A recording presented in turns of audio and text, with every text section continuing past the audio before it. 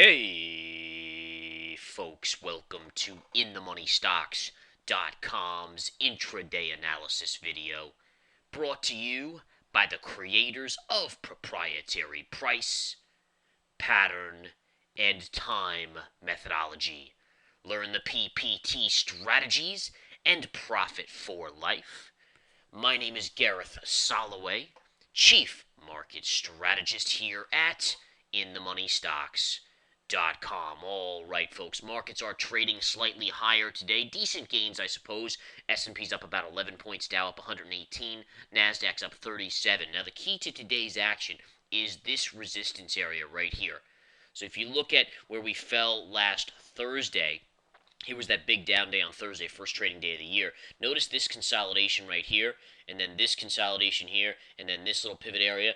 That's really what we went up to and we stalled out at. In fact, if you look at today's early morning, mid-morning action, you can clearly see a little bit of a topping tail right there, which took the markets back to this necktie. And when two moving averages cross like that, it's known as a necktie. And that's really very good support. In fact, just as I was getting off the mic this morning before lunch, I told the chat room to buy that level.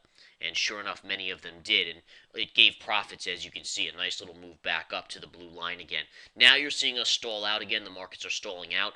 Whether or not we can break through, that's going to be the big question here.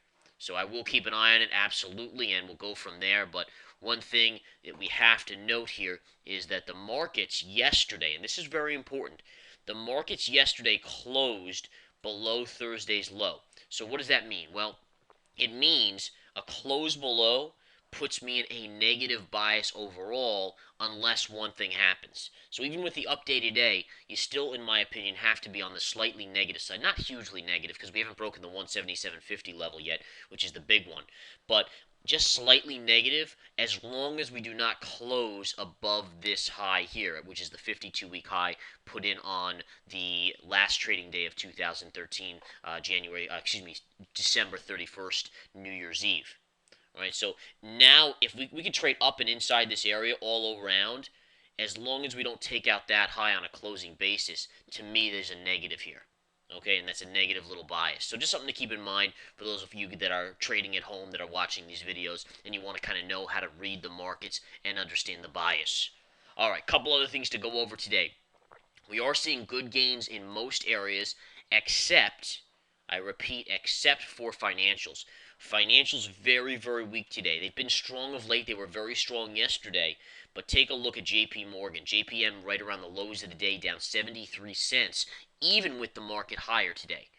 So right there, that's a little bit of a standout to pay attention to. Take a look at Goldman. Goldman, I told our members early in the day to short as I saw JPM falling, and sure enough, a lot of them got in around the 180 and a half, 180 and a quarter level.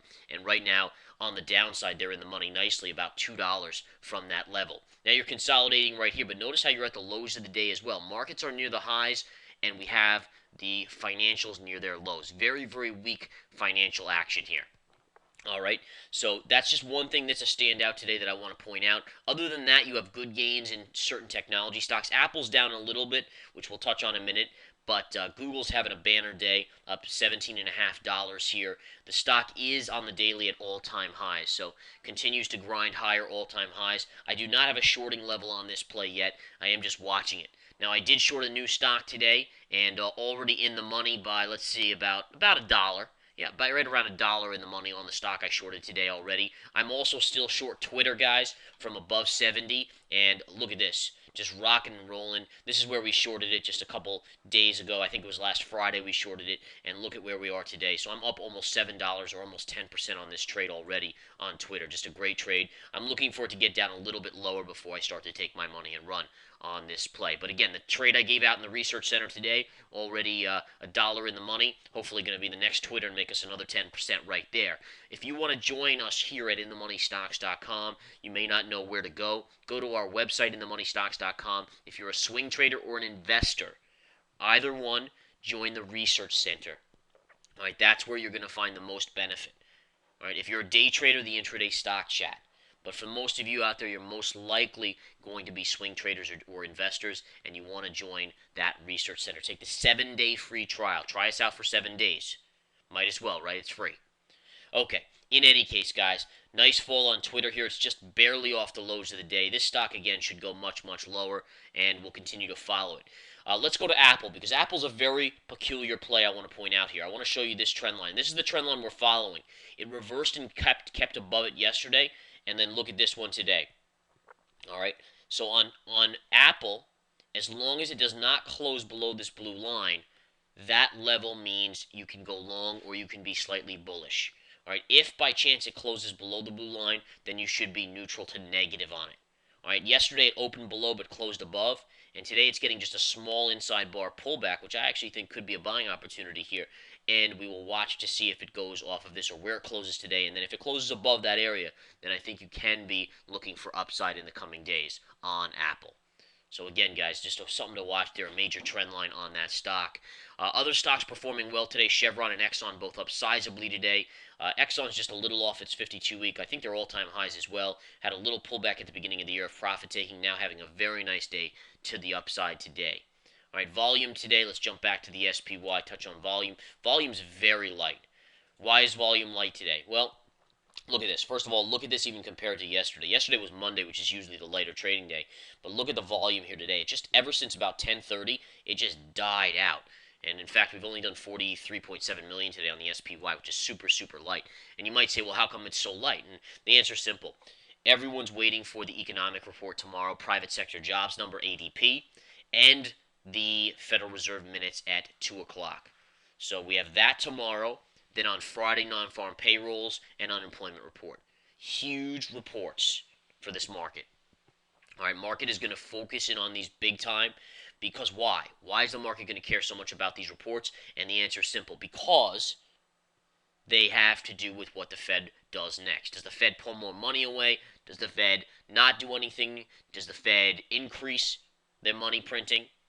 I mean, I think what the market wants right now is good economic news that's strong, that shows a continued upside, but not strong enough to pull more money away from the market.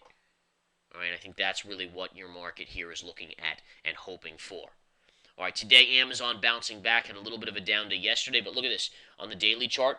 Let me flip over to the daily. Yesterday, Amazon was getting close to a breakdown below the 20, and by the end of the day, they saved it. See how they closed it back? It was all the way down here, and they closed it back on or above the 20, and then look at today. So Amazon still in the upper ranges, could easily test that 410 to 415. That's my master level. 410, 415 area is the master level. Not sure if it's going to get there, to be honest, as I think this market is getting slightly overcooked, and it's still in the upper ranges of that band that I've been talking about for quite some time. So there's not much upside. Even if we go up a little bit more, there's really not much that it can do. As we've seen lately, you have a little bit of upside and then it pulls back. A little bit of upside, then it pulls back type market action. And that's just that band that's keeping it in check on the daily chart of the spiders, which I can quickly show you. So here, if we look at the daily chart of the spiders, all right, see these upsloping trend lines right here? All right, generally the market can't get more than 3% or so above that area. And you can see it jumped 3% here, pulled back, jumped 3% here, now a little bit of a pullback. Today, a little bit of a push back up. But that's what the market's kind of fighting right now in the upside realm. All right, let me just see if there's anything else I want to bring to your attention. One stock I am watching for a potential on the long side is this stock. It's a beaten up stock, trading at 52-week lows. In fact, nearing the lows from 2012, believe it or not, down here. This is UNXL. They are postponing some of their production or their production on one key piece of their portfolio, and the stock is down a little over 10% on that news. Many people would say, oh, that's bad, but the way I look at it is they're just talking about postponing it until the second quarter. They got to get some stuff worked out at the company. There's been a lot of trouble. As you can see, the stock has fallen dramatically. Once it gets down, I have a key level right around the $8 level, $8.25 area.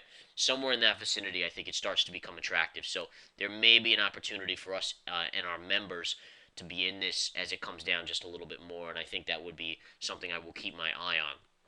Aside from that, small cap wise, not a whole lot going on. Some of the shipping stocks are upticking today just a little bit, not much there. Some of the solar stocks are also having some pretty good moves. CSIQ, Canadian Solar, another big move up. This chart has been an amazing chart in 2013 and starting out 2014 on the right foot as well. JKS also having a good one. Solar City, which had a big day yesterday, pulling back or pausing today. And First Solar, which got hammered yesterday, is getting a small bounce today. All right, so in any case, I'm going to step aside here. But again, come take the 7-day free trial to the Research Center for those of you that are swing traders and investors. Come join us here at In the Money Stocks. Dot com.